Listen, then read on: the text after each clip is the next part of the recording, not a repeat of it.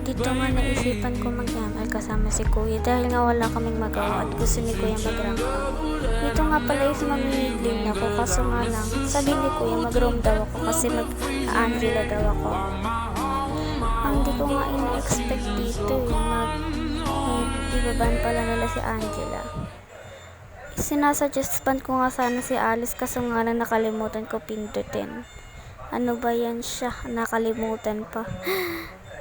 So, ang dami nga pala naman dito sinasabi ni Kuya kasi ang dami namin pinag-iisipan kung anong hero ba ang gagamitin namin. So, dito nga habang nagbaban kami is naghahanap na din ako ng hero at the same time kasi nga support di ang dami kong pipiliin hero. Hindi ko nga alam na ibaban pala na dito si Angela eh. So, naghanap agad hero. Nagulat nga ako, sabi sa akin ni Kuya, binandaw nila. Pipiliin ko nga sana si Carmilla kasi Rafaela na lang. Ang nakalimutan ko, hindi pala ka marunong mag-Rafaela. Hehe. Kaya nakakailang deaths ako dito eh. Pero nag-KS naman din ako in the start. Naka first blood and naka double kill. Tapos ang dami ko na deaths, ang dami ko na ding assist. Kinat ko na nga lang pala dito yung video kasi medyo mahaba at ang hirap din ng edit. Ang hirap din pala. Sakit sa kamay. Habang pinapalitan ko yung neto, build, pati yung embels. Tama ba? Kasi, wala pa naman ako masyadong alam sa ML.